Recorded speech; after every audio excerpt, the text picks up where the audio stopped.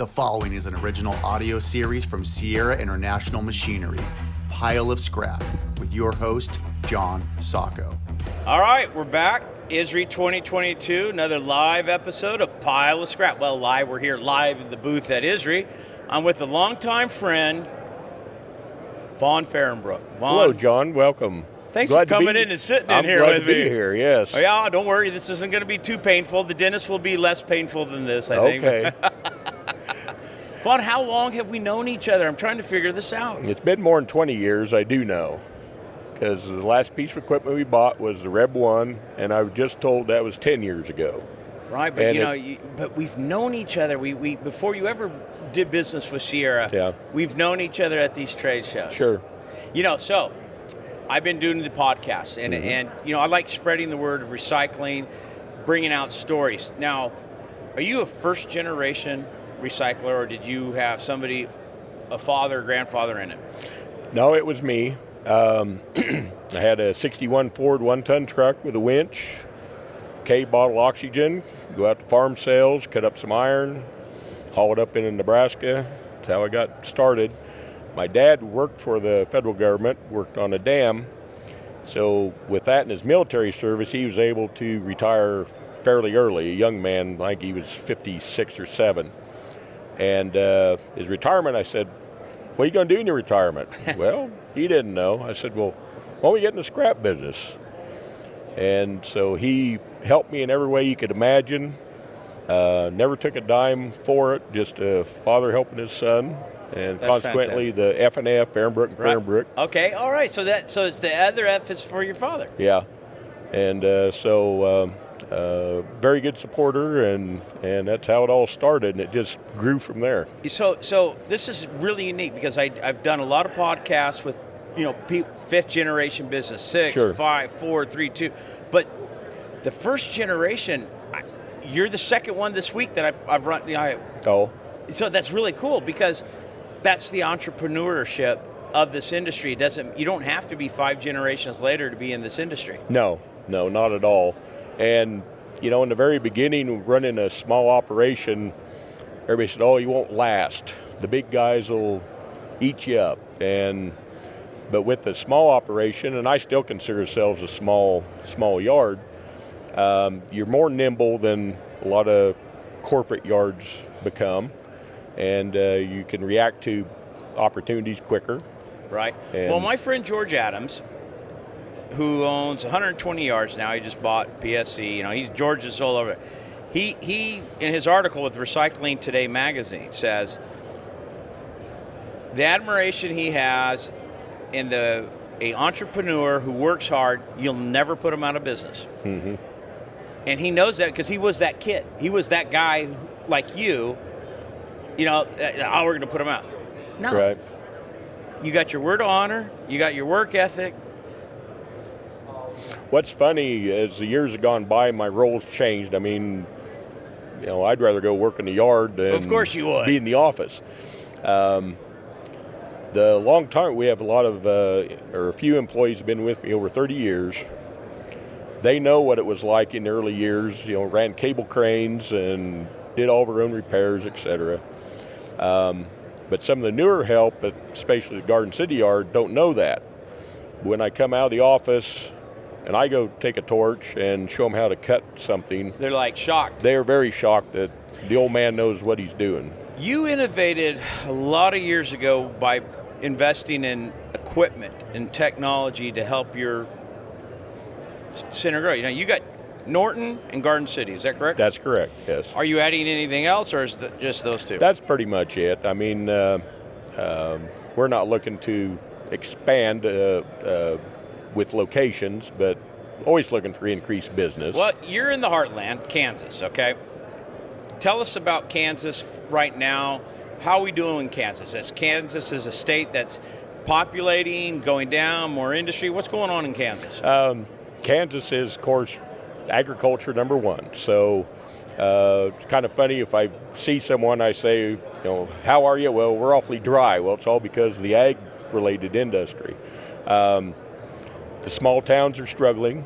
The small communities are struggling, getting more, going into the urban areas. Okay. And so that puts a strain on healthcare, just public services in general, manufacturing.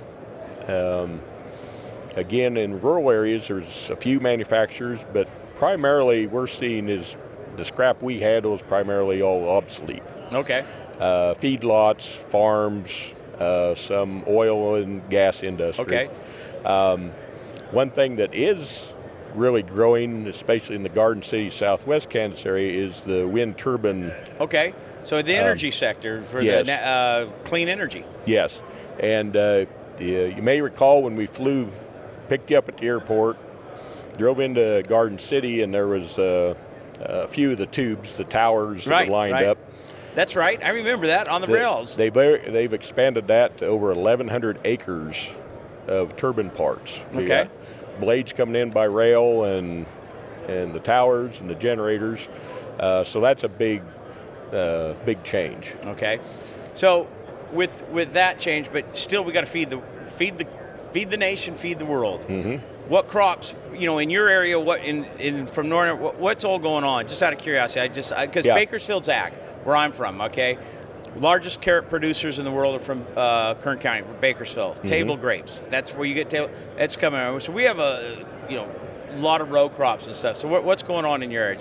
In northwest Kansas, where Norton is still cow-calf operation, more ranch, wheat farm, a lot of dryland corn. Garden City, on the other hand, is a lot of center pivots for irrigation. Tremendous amount of irrigated corn, large beef feedlots, large dairies, which you really wouldn't think of in western Kansas. But we have, there's 4 extremely large beef packing plants in the area. Okay. And so that's... so you're never going to go hungry? No. You got all the food right there. Well, that's fantastic. So, ag, big source of scrap, recyclables. What other new, because, you got into, 10 years ago, I can't believe it was 10 years ago when you put the 2 ram, because you were going to be handling the plastic, the aluminum cans. What are you handling paper as well now? We did run quite a bit of OCC for some time. We do get shredded office paper from the shredded trucks that go around, but we're not into paper a lot. A lot of our problem is the distance in which our markets are and transportation issues. And with fuel today, transportation issues are even bigger.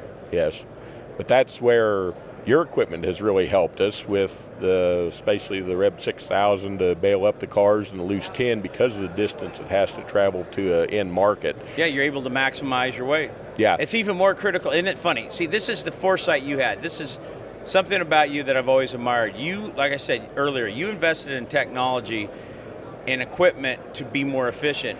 And it's times like now that foresight is actually coming to fruition to making your life even better. Yes, easier to operate under difficult circumstances. Yes, it definitely has allowed us to be where we are now. Right. So the outgoing, he's still chairman, Gary Chaplin. He's a Kansas boy. Yes, Concordia. Yeah, you got to be proud of that, huh? I am. Yeah. It's kind of neat. You walk in, of course, when you were chair, you knew my first name, but Gary knows my name, and so everybody needs to know you because I think you're a beacon of how to treat people. I mean, I got such a tremendous amount of respect because of who you are, how you operate it. You are that handshake, man. That's go to the bank, people. If you're ever doing business with Vaughn and he shakes your hand, that's a deal. Yeah. Well, I think that's part of when we first started. We didn't have the volume of scrap, but I wanted to send out the best product I could. Okay. And it made up a difference for the quality versus quantity. So going forward, family members, okay? You're first generation. Is there a second generation? Yes, my son Kyle. Kyle? And he's in primarily in the Norton office. Okay. And he handles a lot more of the office items than others. My wife is HR manager, handles that. We have, as you know, Dakota Aberly is a very Dakota's trusted a good employee. man. Boy, isn't he? Our general manager at Garden City. I have 2 grandsons that are just chomping at the bit. How old are they? Colin is 8. Oh, and, yeah, he's jumping at the bit and already. Caden will be 5 in April. And they're already wanting to come in, huh? Oh, yeah. He loves nothing better put on boots. So what do they call you? Grandpa? What do they call you? Papa. Papa. Yeah. Sorry, is Papa going to put them on, you put them on your lap and operate the... Oh, yeah. Oh, yeah. that's fantastic. Yeah. See, that's a great story. We, hopefully not too many watching, stick them on the forklift with me, but that's how we learned I learned and kind of grew up with. But, well, and that's a work ethic. Your grandkids will have the benefit of seeing the work ethic. Mm-hmm. And, well, good. You're young. You're a relatively young man. Now, you got a great hobby. I do. Tell us about it because... Well, and I keep asking John on, what's your hobby? And I get this, I don't know, look. I don't have a hobby. This is my hobby now, I think. I think I really like doing this more than anything. I'd rather do podcasts and meet people, have people say, because I really enjoy it. Yes. So tell us about your hobby. Well, my favorite hobby is shotgun target sports, primarily sporting clays. Second would be skeet. Travel the Midwest and whenever I can to shoot a sporting clay course. Problem is the distance to get there. It has to be a planned event. Right. I also reload a lot of my own shot shells, and it's satisfying to make a batch of shells that perform well. Very good. So that's awesome. Like you said, I'll never forget that. We're at lunch. You came to visit me in Bakersfield, and you looked at me, and you go, John, what's your hobby? And I just looked at you. I don't know. But I think this is where I'm at. Well, Vaughn, listen, thank you for stepping in here and telling us a little bit about you, Sure. Coming on Pile of Scrap, because you know what? I think you got a great story. You're a great man. I have so much respect for you because of who and how you are, how you operate, and your story needs to be told. People need to hear from you because they got to know people like you exist, because so many people, wonder what's going on in today's society. But you're a beacon. Well, thank you for you're that. You're my friend. I greatly appreciate the hospitality you and your family's always shown me. It means a lot. I guess the message is no matter how small of a beginning with your yard, if you have the desire, you can make it great. There you go. Desire, hard work, and you got it in your word, and that's you. That's Vaughn Fahrenbruch. Well, thank you for coming in, and that's it for another episode of Pile of Scrap ISRI 2022. This has been a Sierra International Machinery original audio series. Thanks for listening. Please share this podcast and make sure to subscribe.